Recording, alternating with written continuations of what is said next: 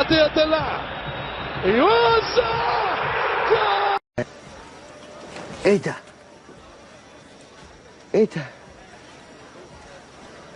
ايه الطعابة والحلاوة دي؟ اقسم بالله ايه القرف ده يا جدعان؟ في ايه؟ هدف قاتل مباشر. ده انت عيل قليل الادب، والادب مش هينفع معاك.